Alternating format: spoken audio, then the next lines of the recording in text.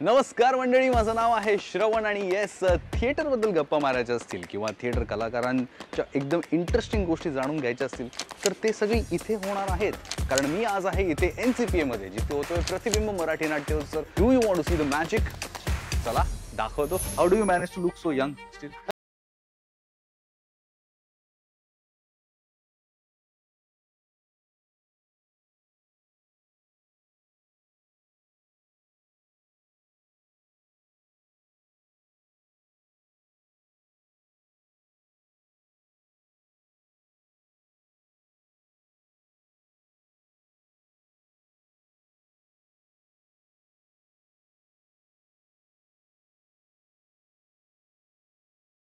आपल्याला की नाटक महत्वाचे आहे.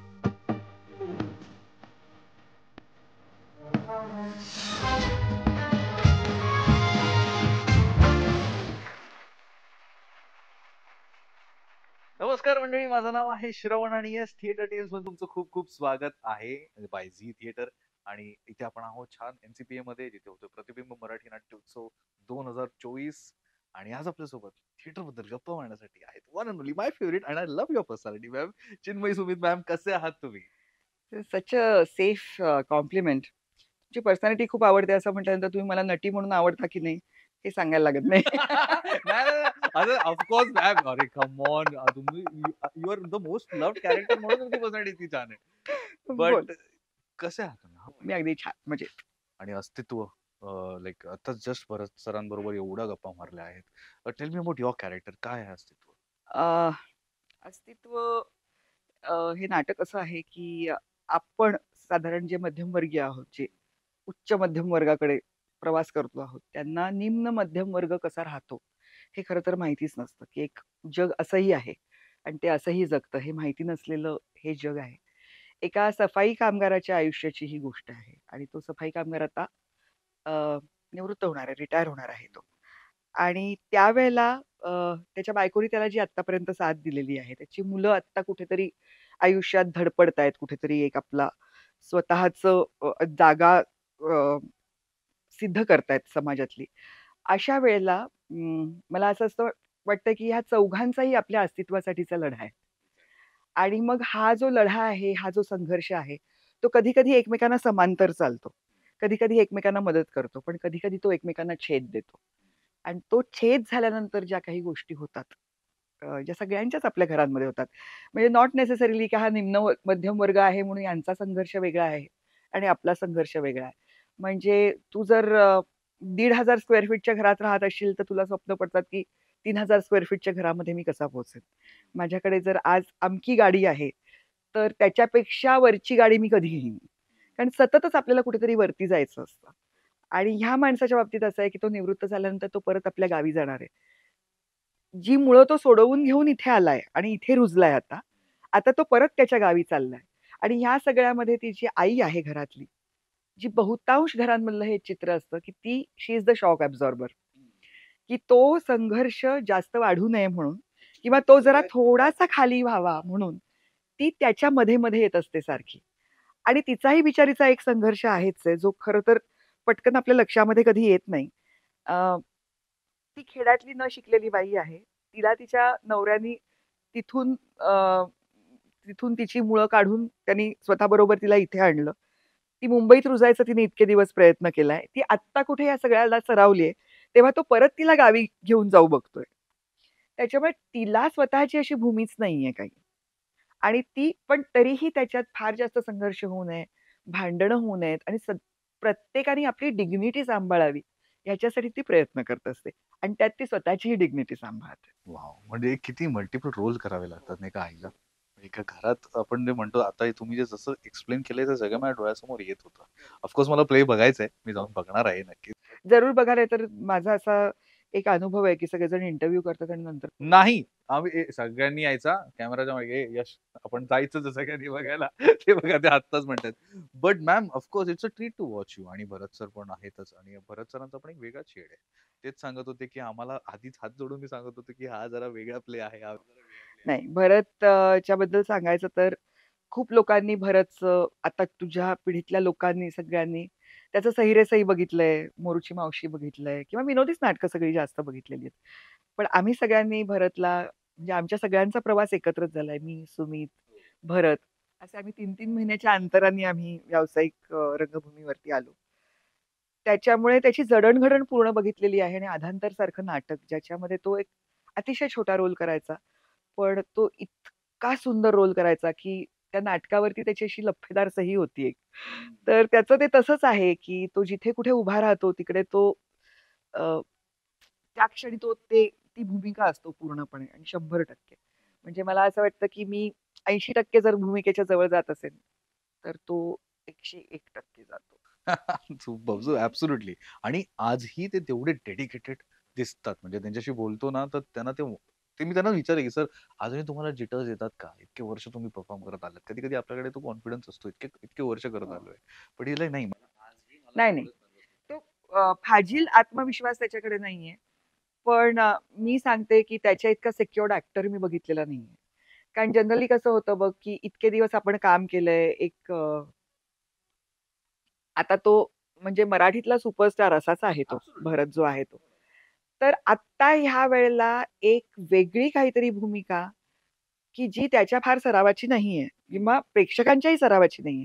कारण आत्ता त्यांनी विनोदी नाटक ऑड डेला जरी लावलं, म्हणजे आता बुकिंगच्या भाषेत जर बोलायचं जर झालं, तर ऑड डेला जरी त्याने जर विनोदी नाटक लावलं, तरी 85% बुकिंग झालेलं असतं होतो आणि तो ज्या दिवशी प्रयोग असतो, त्या दिवशी तो हाऊसफुल होतो शो. अशा वेळेला एक चाकोरीच्या बाहेरचं नाटक करणं, वास्तववादी नाटक करणं, नट म्हणून आणि निर्माता म्हणून सुद्धा. असं नाहीये, की दुसऱ्याचे पैसे लागतात आणि मी फक्त काम करतोय. तो निर्माताही आहे ह्या नाटकाचा.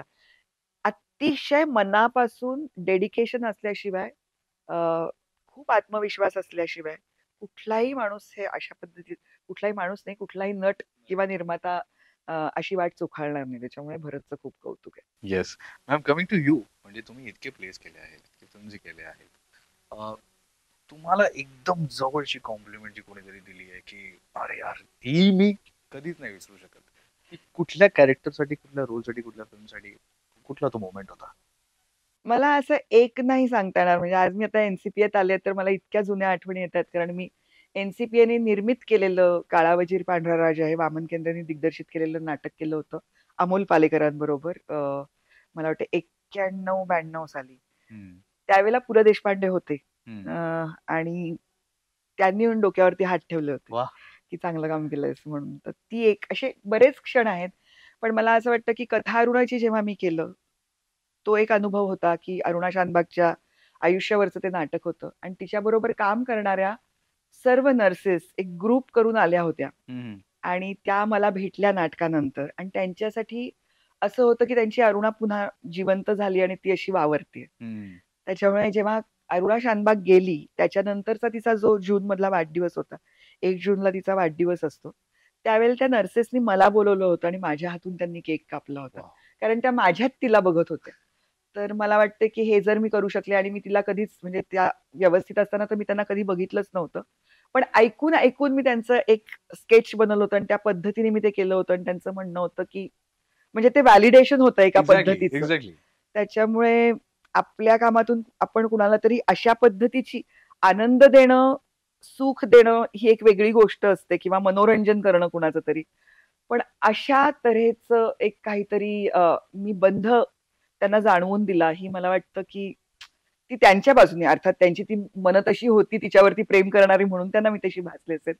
पण ही मला खूप मोठी गोष्ट वाटते. Nice ma'am. Ma'am I know तुमचा आता प्ले आहे, पण मला क्विक काही क्वेशन्स विचारायचे consider this as a quick rapid fire round जे आजकाल आपण करतोय craze. Ma'am your favourite food? वरण-भात, वन बात any time. Your favourite street food? Panipuri.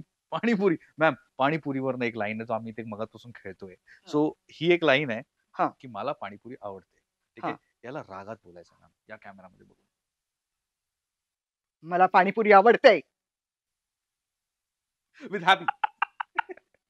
मला पाणीपुरी आवडते. कोणाला तुम्हाला एक असं रिक्वेस्ट करायचं, "चल ना यार." मला पाणीपुरी आवडते. म्हणजे एक क्लिप्स एडिट करून ना तुम्ही कोण पाणीपुरीवाला असेल त्याला देऊया, त्याला प्रमोशनसाठी कामाला येतील. असा पाणीपुरीवाला असेल कुठे तर मी त्याला माझ्या घराच्या समोर बसवीन. मॅम युअर फेवरेट ऑफकोर्स हे आपण एक नाव नाही घेऊ शकत पण असं समजा मी तुम्हाला 3 नावं विचारली की all time favourite theatre directors त्यांनी तुम्ही त्यांच्यासोबत काम केलं आहे ते कुठले असेल? संदेश कुलकर्णी, विजय केंकरे आणि तो माणूस आता काम करत नाही, Vijay Joshi. But ma'am again your favourite co-actor like any ज्यांच्यासोबत मजा आली तुम्हाला ऑफकोर्स सगळ्यांसोबत तुम्हाला मजा आली असेल hmm. But some quick 3 names that जे तुम्हाला येत Sudhir Joshi, Sumit Raghavan, Bharat Jadhav. Super super your favourite genre theatre. Theatre मधलं सगळं काही असं नाहीच आहे. I cannot choose one over the other.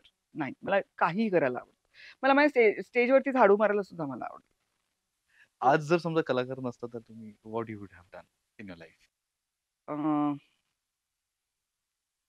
स्वयंपाक केला असता, डबे पुरवले असते लोकांना. स्वयंपाक मला खूप आवडतं. I am very passionate about. काय बनवू तुम्ही छान असं एकदम? मी उत्तम मटण करते. मी काळं मटण खूप सुंदर बनवते. आता मला भूक लागली. हो, मी रोगन जोश खूप सुंदर बनवते. मी तांबडा पांढरा रस्सा खूप चांगला बनवते. मला मटण बनवायला खायला दोन्ही आवडतं. चिकन ही सोय आहे, मटण हे अन्न आहे. या गोष्टीवरचे कधीही आहे. मला अतिशय आवडतं. मी अशी शोधत असते लोक कुणाला मटण खायचं, कुणाला मटण खायचं.